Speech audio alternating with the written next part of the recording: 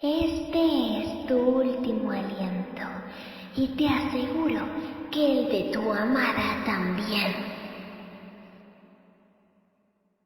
Ni rastro de la luz. La escarcha había empezado a consumir sus cadáveres congelados, los cuales dependían del paso del tiempo para romperse y desintegrarse.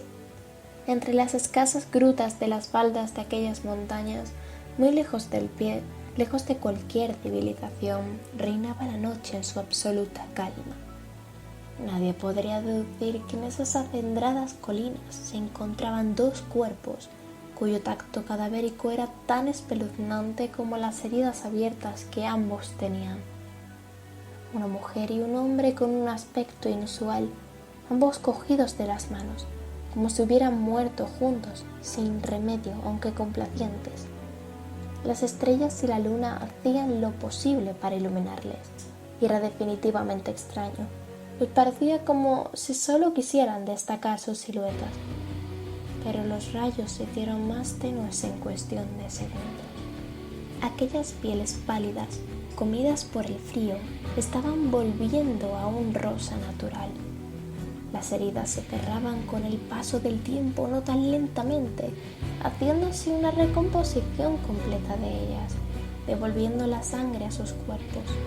Mientras esto pasaba, la luna desapareció para ellos, haciendo que en vez de luz solo hallasen una oscuridad cegadora. Y de esta fue de lo que se alimentaron sus cuerpos, los que poco a poco adquirían cualidades de cualquier ser vivo. Sus ropas blancas y resplandecientes terminaron por tornarse en oscuros vestigios de la estrella oscura, la magia más poderosa pero malvada de todos los tiempos. En medio de la transformación, el hombre abrió los ojos con dificultad. Cuando miró hacia su cuerpo tendido en la nieve espesa, empezó a recordar algo dubitativo de lo que pasaba. Zoe, la villana de los poderes del mal, los había dejado morir para que ellos, dos de los portadores de la luz, se convirtieran en su resurrección en seres malignos, repletos del mal en sus cuerpos. Y Rakan, el hombre, sabía que esta sería la perdición de él y su amada, Saya, la cual yacía con él, a su lado, agarrando su mano antes de morir. Al comprender la situación empezó a llorar.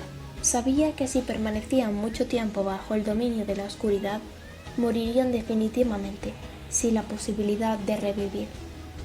Se quitó las lágrimas que a duras penas podía salir porque al contacto con el exterior se congelaban, y se dijo a sí mismo que se liberaría junto a Saya para volver a ser los portadores de la luz que antes eran, junto a las otras chicas. Y si no, se sacrificaría para que ella pudiera vivir. En ese mismo momento, su mano fue apretada por su amada. Al despertarse, giró su cabeza. Cuando vio a Rakan a su lado, sonrió aliviada. Al parecer, ella también lo recordaba. Él se levantó para ayudarla a que hiciera lo mismo.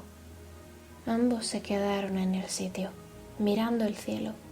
Sus cuerpos se habían tornado en lúgubres sombras con el único objetivo de propagar la oscuridad por los corazones de cualquier persona existente. Aunque el odio era más profundo en los ojos de Saya.